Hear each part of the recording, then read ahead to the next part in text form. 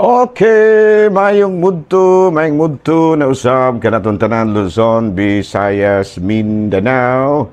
Mayong mudto Philippines, mayong mudto world, mayong mudto universe. Sana napunta mga higala, nining atong tulumanon sa kahanginan, C&A, Catechesis on Air, o ako lang gihapon kini inyong ubus nga alagad, Reverendo Padre Edwin Academia Akap. Abino adlaw no usab karon nga Miyerkules, no?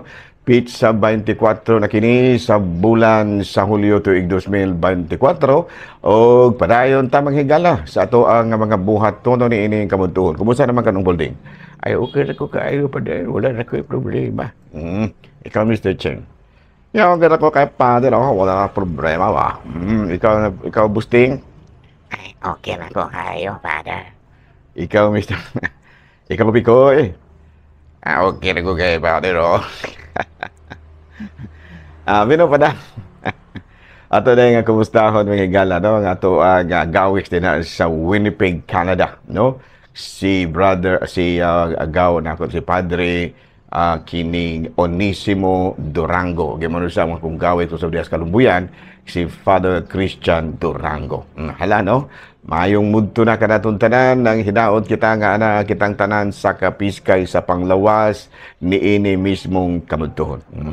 Abi no arita mahigala sa atong Saint of the Day, April, July 24. Abay no nga to ang santo karon mao kini si Saint Charbel Macluf, no, Makhuluf, no, Makluf, Macluf. No, abi no o taga ko ang kini siya kini ang apelyiduha mahigala di gini Pilipino. Natao kini siya na adtong tuig 1828, 1898 dito sa Lebanon. Unya he entered the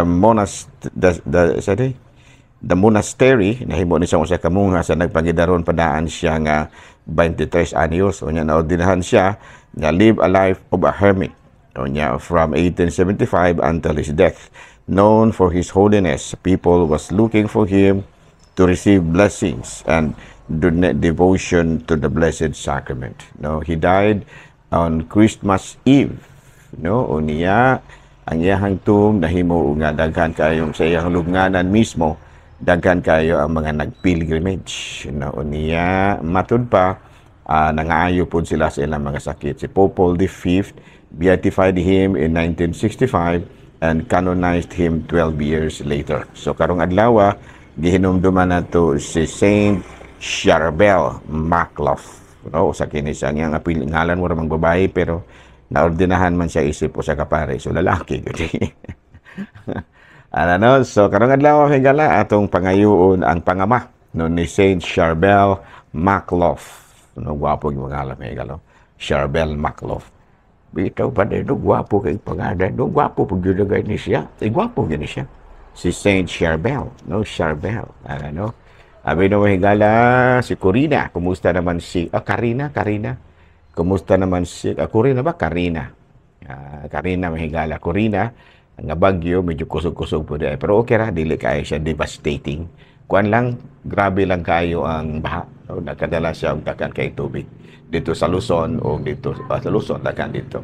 Abi no padayon ta mga higala sa atong adlaw atong pangayoon ang pangama ni Saint Charbel nga unta, no, walay mga kakulian nga atong masugatan ni ining adlaw, no, dito sa kauluhan wala na may ulan pero grabe dito ang baha, no, dito sa mga Paranaque, dito sa Marikina, dito sa may sa mga lugar din des Kamanaba area, no. So panang Kamanaba Valenzuela ginoon ng kanang Marikina, dayong kanang nabutas yung kanang Valenzuela ato pag Kamanaba, Kaluukan, no, sa ato pa mo Kamanaba, no, Kaluukan, Marikina, Nabutas ug Valenzuela, no, mo na gitawag og Kamanaba. Nala, no. Kamanaba area. Nala, no, padayon ta mga galas ato ang mga buhaton ato adire ko man sa man ato adire Santa Bayabas. Diri sa Negros mga higala dili ka manabas Santa Bayabas kanang Santa kuha na siya kanang Santa Catalina. Dayong kanang baya kuha na siya. Bayawan dayong kanang basay mo nang agianggaan og Santa Bayabas. Bugoy po ni sila dito, no? Kamao man pong Santa Bayabas. Nato nahimo naman noong Santa ang Bayabas mga higala, pero okay na. No, okay na siya, pero makatawa ko kay Santa Baya, unya nahimong Bayabas. Bigali ito, kadili makupa, pero okay na. No, wala ra tay dugang pang komentaryo ana sa mga taga Santa Bayabas, no? Santa Catalina, Bayawan o Basay. Hala, no? May mundo na kanatong tanan mga higala na hinaot ko nga na kamong tanan sa Kapiskay Panglawas. Okay. So, ari na ta mga higala sa ato ang kining katekisis data. Ari na ta mga higala sa kapistahan, no? Atong mga debosyon ba. Ang atong debosyonan dala sa Quiapo, dili man na ang kanang Black Nazarene din, dili man na mo ipatron sa Quiapo. No, kay dili man na pwedeng mahimong patron ang Ginoo. Okay, kanang Black Nazarene, kuan man na siya. Murag dili murag Sacred Heart man dagito nang kuan sa Quiapo. Pero ang sikat kay dinha nga daghang kaayo nagdebosyon kining imahe ni sa mahal nga Nazareno, no, Poong Nazareno. Abi no kining siguro wala kayo nakabaluan no. Kining Nazareno, kini bitong Nazarene, dili kini matingala ka nga nagsulob siya og kuan kanang pula, nagpas-an og krus unya kining gipurong-purungan sa maidlot nga tunok. Mao kana ang imahe nga nagrepresenta sa bunyag sa atong Ginoo. No? Kanang Black Nazarene, no? Kanang Nazareno kay diha sa gibunyagan si Kristo iyang gidawat nga magpasakit siya alang kanato muna nga pula gyud ang iyang gisulog unya nagpasan siya og krus ug gimansab gipurong-purungan siya sa maidlot nga tunok. Sumo kana sa imahe nga nagrepresenta sa bunyag sa atong Ginoong Hesukristo. Sumo punta no sa ato ang bunyag andam pud ta pagpasakit dili alang sa atong kaugalingon lamang kung dili alang sa kayuhan sa uban. Sumo na siya ang imahe nga representa or representing our baptism of Christ kanang Nazareno. Nya kini siya kining imahe nga naa karon sa Quiapo niabot kini diha sa Quiapo sa May 31, 1606 gikan sa Mexico. Ang nagdala ni ana mga paring Recoletos. Nagdala nila ang kining imahe sa Black Nazarene gikan sa Mexico. Unya ang mga nagdala ni ana grupo sa mga Agustinian Recollect gikan na sa Mexico unya sent by Spain. Sa ato pa dito nila nakuha sa Mexico unya gikan ang nagpadala ni ana ang hari sa Espanya 1606. Unya the image was charred black, no, nahimo nga naitom in taon ang imahe tungod kay doon naman goy sunog ba na aksyon ba og kasunog ang galyon nga gisakyan na ng maong imahe mo na nga nagkaitom siya. Kaya lisod na pud kaayo ang pagpaputi. So muna nga dunay pagkausab sa iyaha nga kining tiyangalaning color, no, man nga nahimo siya nga kining usa ka itom nga imahe. No, nya usa man kining Nazareno. Nazareno is identifying Christ as a native of Nazareth. No, nya Black Nazarene refers to a life-size dark-colored statue of Jesus Christ that was brought to Manila from Mexico and sent by Spain. No, nya dunay mga pangutana, dili ba dagway na idolatry, Father, kanang gihimo sa uban? Tubag na dili.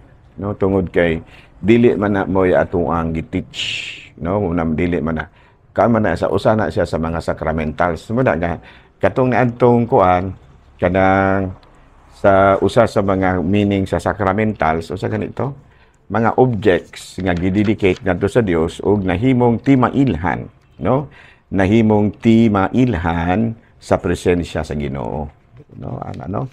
That's ato pa unsa ganito blessing of houses.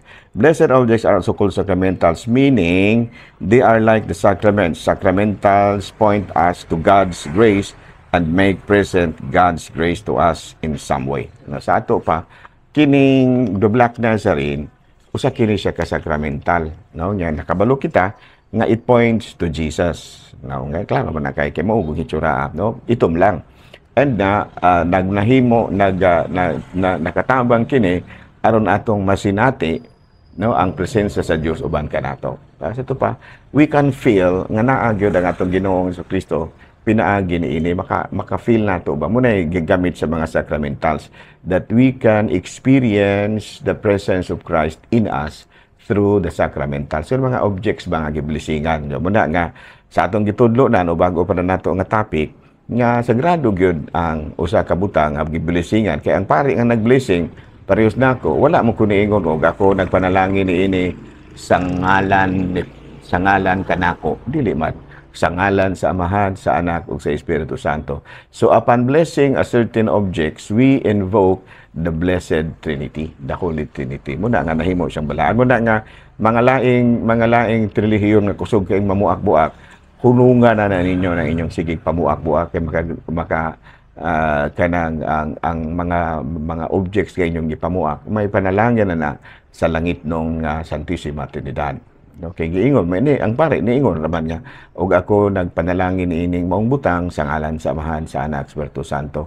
So not in our behalf nga among panalingan gipanalangina nato sa ngalan sa Santissima Trinidad. Muna nga nahimo siyang balaan. Yun naman gimiingon nga mga lain po din taong pagtulunan nga mingong nganong inyo man ang gisimba nga kanang katunga ana gisugnod naman kini mga imahe ba.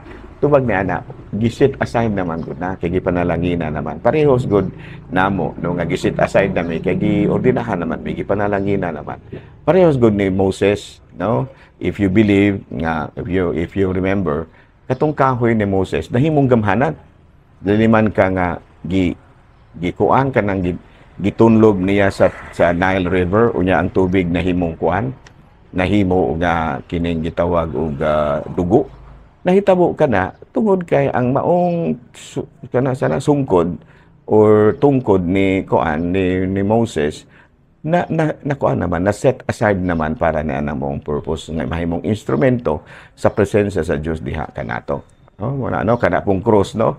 Kanang cross of course do na mingon nga nang mutahod man ta ang cross dili kay ang kasang sumpay ni anang cross sa gisugnod na dili na mao nganong katong sumpay mo inyong gitanaw ang tanaw na to kana mismo nga giblisingan na muna nga kining Black Nazarene or sa kining puong Nazareno nahimo kining milagroso tungod kay kuan man kini napanalanginan man lagi kini no sa atong pagtuo ug ingon manusab sa pagkasagrasya nga gihatag niini ngadto sa Ginoo. Sa pa the presence of God na atong masinati ang presensya sa Dios pinaagi niini mo na gitawag og sacramentals no experiencing the presence of God through the sacramentals. Unya kining Black Nazarene kuan siya usa ka sacramentals. Klaro ba?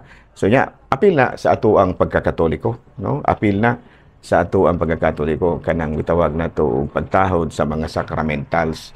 Unya ang usa sa ato mga devotion mao nga kitawag nga puro lang ato na simbaha isip Dios sa kadto namang mga pagtulunan nga medyo gisayo po rin taon pagtanaw no nga gipaka Dios na ninyo wala gitahod na niya namo tungod lagi kay pinaagi ni anang maong butang na sinati namo ang presensya sa Dios pinaagi ni anang maong butang muna nga dili na sa ordinaryo kay nablisingan naman no klaro ba so sacramentals no points to God no sa pa ang mga sacramentals kanang sa rosaryuhan kini mga santo nga atong giblisingan nagpaduol kini kanato ngadto sa presensya sa Dios muna nga angay ganatong takoron sa mga laing pagtulunan ayon ang taong ninyo nagkilabti ng mga imahe nga among gipalangga na kay amo ba na mga palangga ng mga imahe Santo Niño kanang mga mahal nga birhen ayon na ninyo kilabti ayon na ninyo kilabti kay wa man po na manghilabot ninyo unya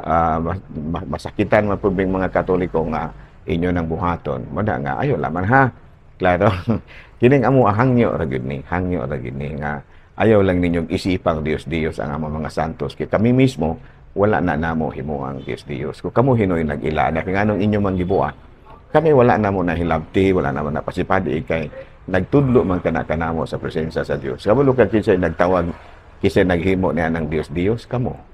No? Kamong mga laing pagtulunan kay inyo manggibuak kay alang ka ninyo Dios na siya. Dili. Alang ka namo mga Katoliko, Roman Catholics, dili na siya. Klaro ba? Sige ha, magpasaylo ay rata ha. Dili rata mag-away. Kumura mag China o Pilipinas ba? Dili rata mag-away. No? Magsinabtanay rata. Dili lamang nato himuon nga dautan ang usag-usa ka nato. Kami mga Katoliko, maayo rasad mi, kamo pod maayo rasad mo. In other words, patas sa tanga puros mga maayo. Okay? Daghang salamat ug maayong mudto Pilipinas.